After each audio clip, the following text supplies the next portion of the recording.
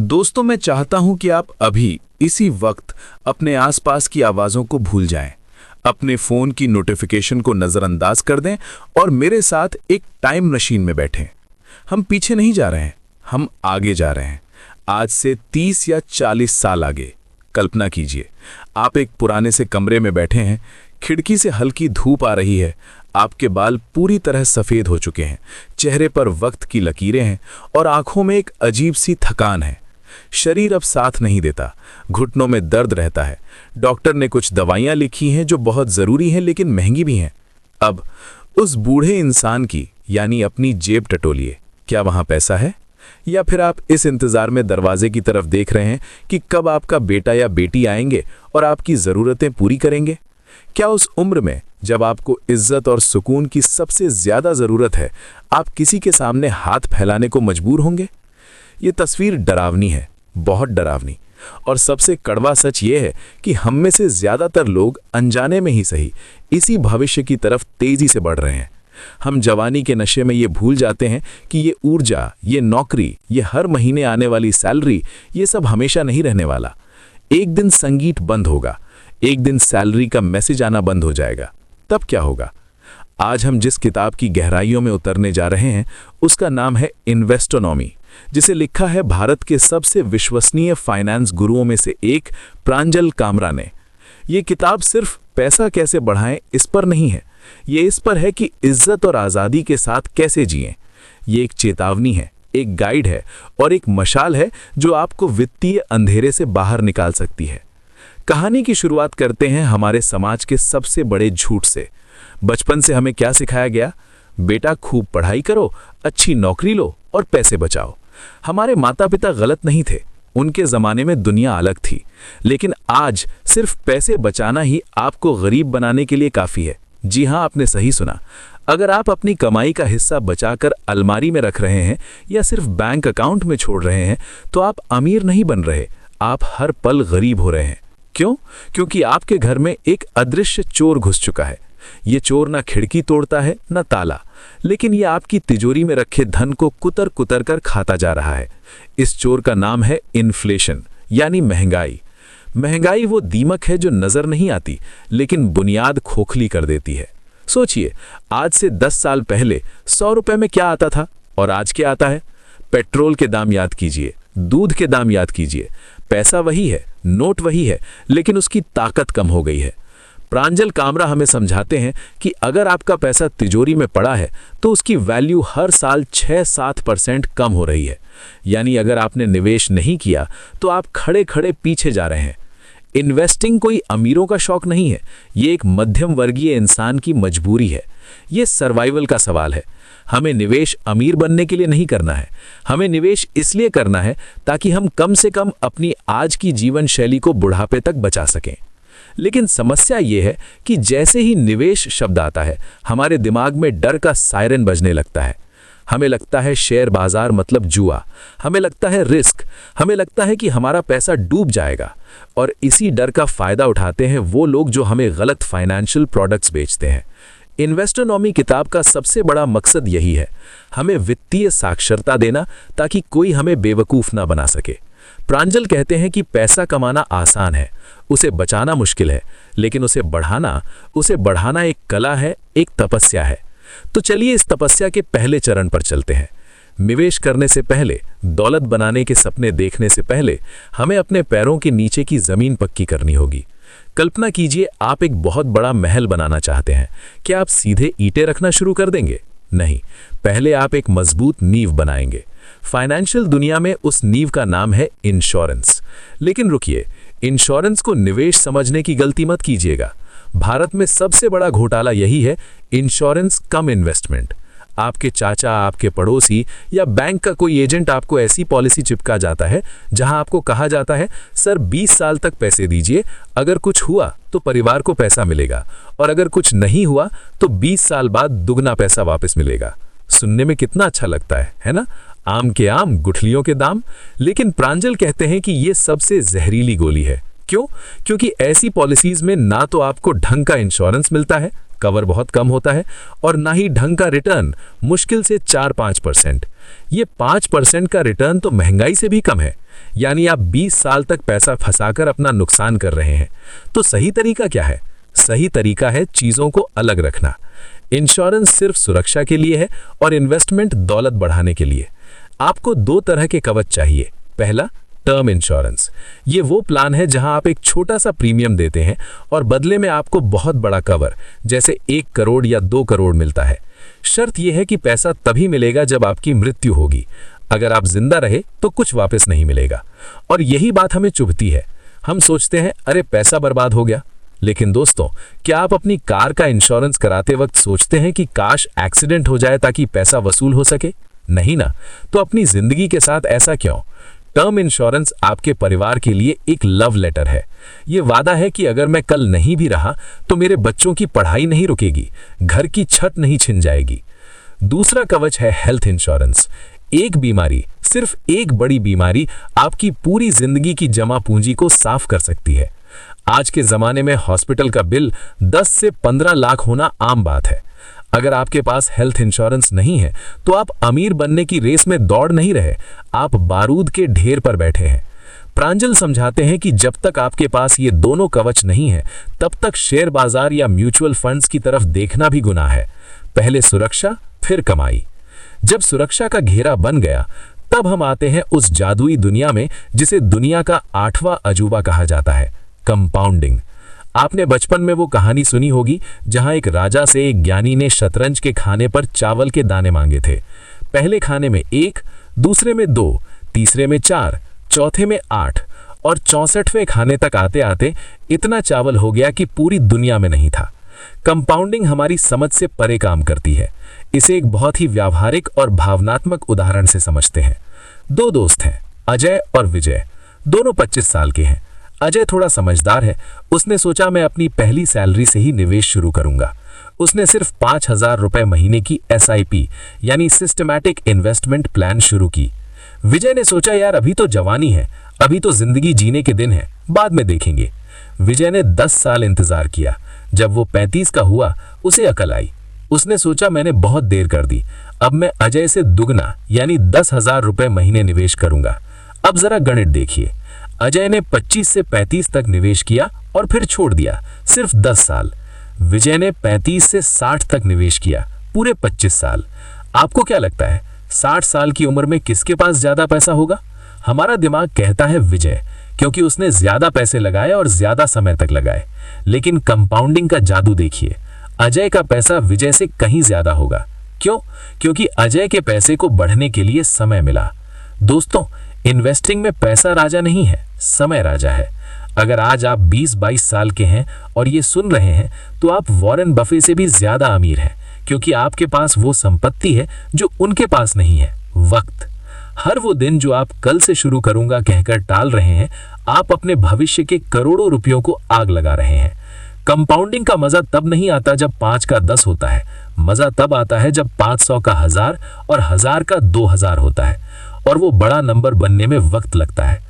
जैसे बांस का पेड़ 5 साल तक जमीन के अंदर रहता है, कुछ नहीं दिखता, फिर अचानक 6 हफ्तों में 90 फीट बढ़ जाता है। इन्वेस्टिंग भी वैसी ही है।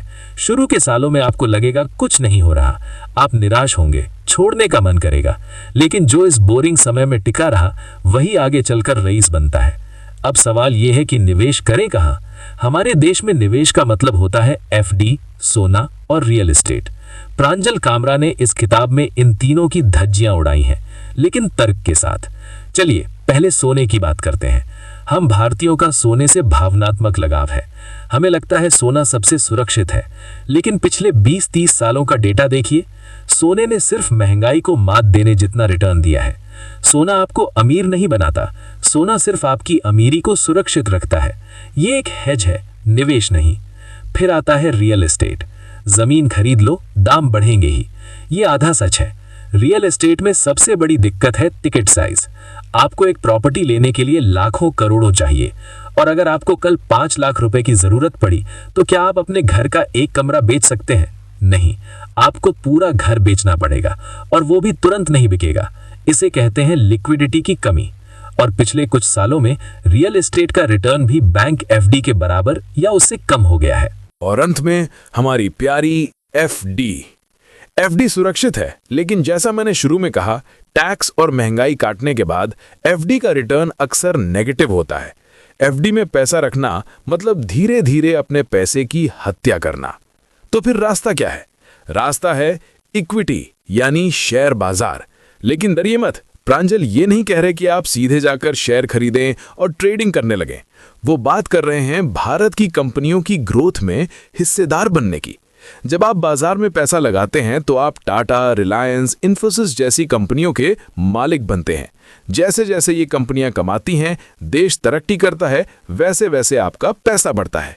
इक्विटी ही एक इकलौता एसेट क्लास है जो महंगाई को बड़े अंतर से हरा सकता है और आपको असली वेल्थ दे सकता है। लेकिन अब आप कहेंगे, मुझे तो शेयर बाजार की जानकारी नहीं है, मेरे पास समय नहीं है रिसर्च करने का। यहीं पर एंट्री होती है म्यूचुअल फंड्स की। सोचिए, आपको गाड़ी चलानी नहीं आती, लेकिन आपको मंजिल तक पहुंचना है। आप क्या करेंगे? आप एक ड्राइवर रख लेंगे। म्यूचुअल फंड वही ड्राइवर है। आप अपना पैसा एक फंड मैनेजर यानी एक्सपर्ट ड्राइवर को देते हैं और वो अपनी समझ से आपके पैसे को अलग अलग कंपनियों में लगाता है।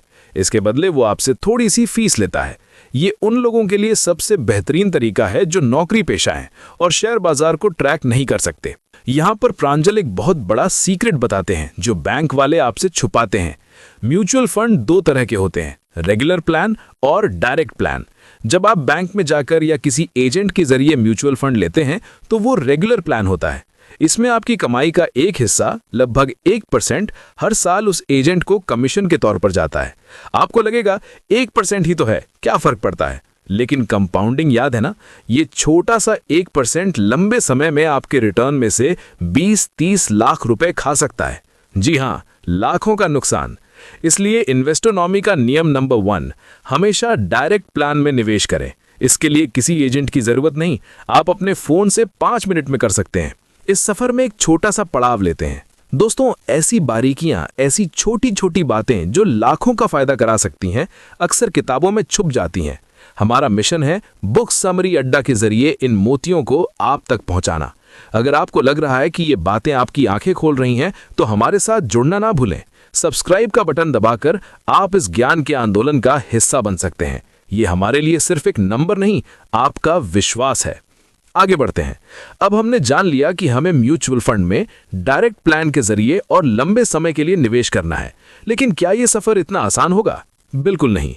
बाजार एक समंदर की तरह है, इसमें लहरें उठेंगी। कभी बाजार बहुत ऊपर जाएगा, कभी धड़ाम से गिरेगा, और यहीं पर हमारी परीक्षा होती है। प्रांजल कहते हैं कि इन्वेस्टिंग में सफलता का राज दिमाग नहीं बल्कि पेट है।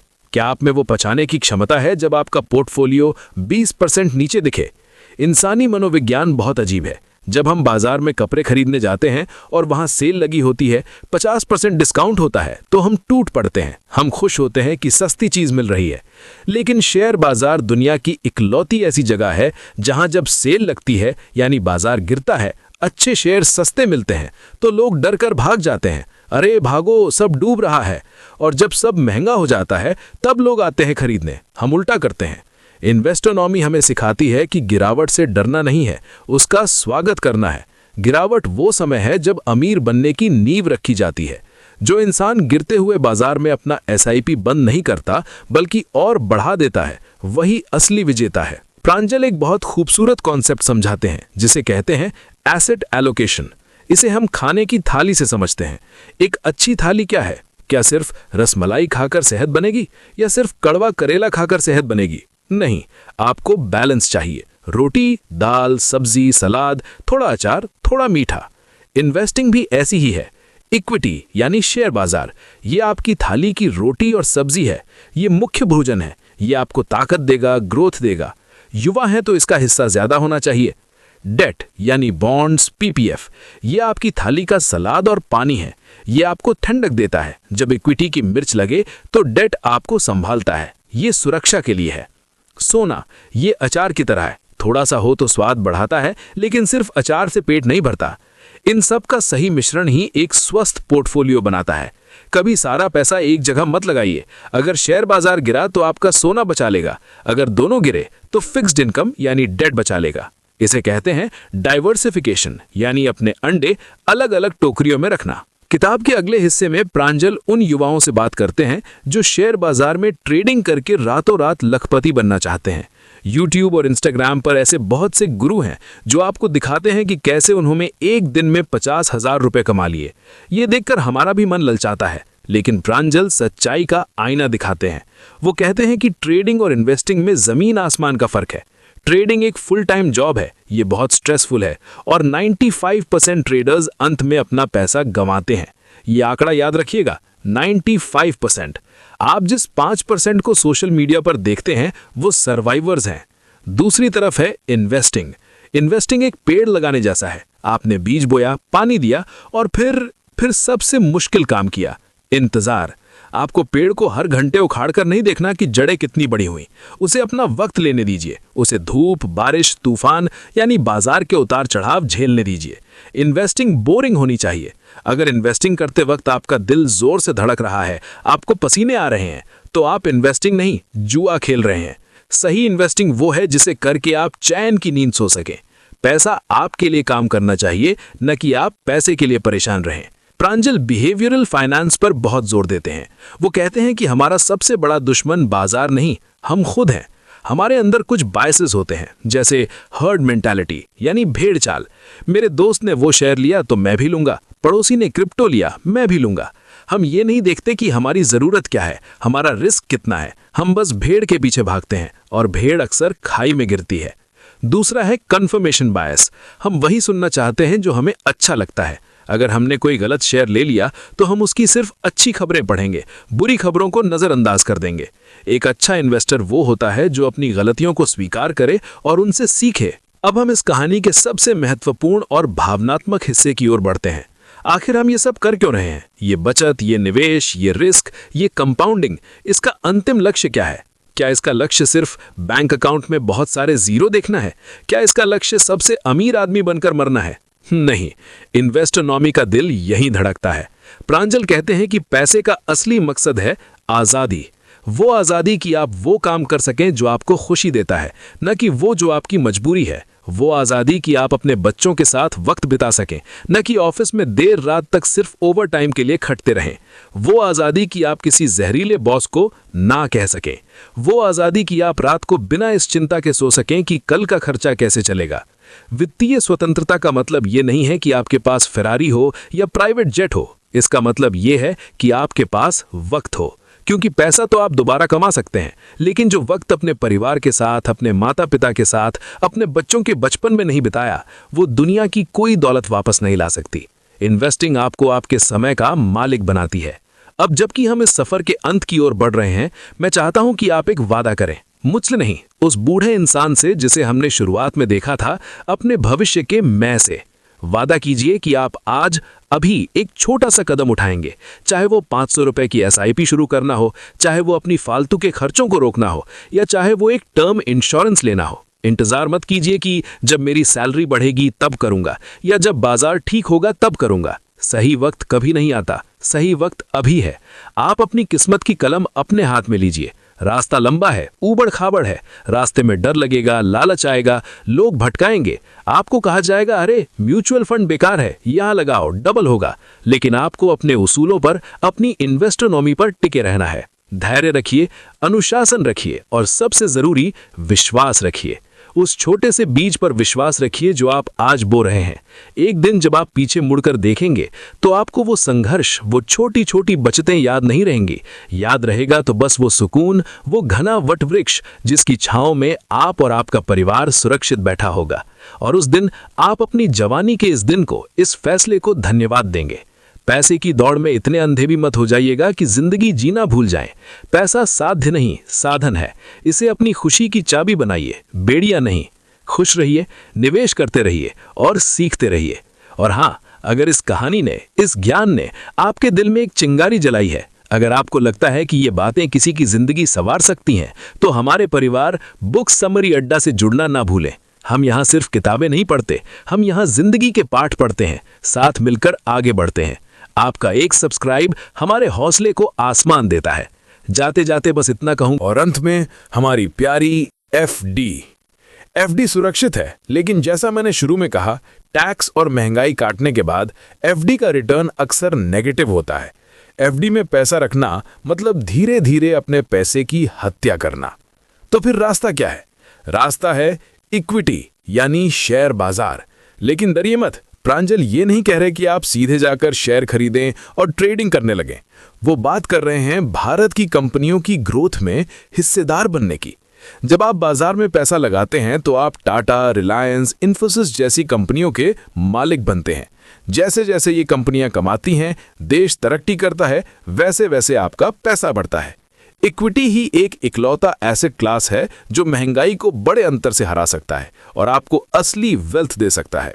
लेकिन अब आप कहेंगे, मुझे तो शेयर बाजार की जानकारी नहीं है, मेरे पास समय नहीं है रिसर्च करने का। यहीं पर एंट्री होती है म्यूचुअल फंड्स की। सोचिए, आपको गाड़ी चलानी नहीं आती, लेकिन आपको मंजिल तक पहुंचना है। आप क्या करेंगे? आप एक ड्राइवर रख लेंगे। म्यूचुअल फंड वही ड्राइवर है। आप अपना पैसा एक फंड मैनेजर यानी एक्सपर्ट ड्राइवर को देते हैं और वो अपनी समझ से आपके पैसे को अलग अलग कंपनियों में लगाता है। इसके बदले वो आपसे थोड़ी सी फीस लेता है। ये उन लोगों के लिए सबसे बेहतरीन तरीका है जो नौकरी पेशा हैं और शेयर बाजार को ट्रैक नहीं कर सकते। यहाँ पर प्रांजल एक बहुत बड़ा सीक्रेट बताते हैं जो बैंक वाले आपसे छुपाते हैं। म्यूचुअल फंड दो तरह के होते हैं, रेगुलर प्लान और डायरेक्ट प्लान। जब आप बैंक में जाकर या किसी एजेंट के जरिए म्यूचुअल फंड लेते हैं तो वो रेगुलर प्लान होता है। इसमें आपकी कमाई का एक हिस्सा, लगभग 1% हर साल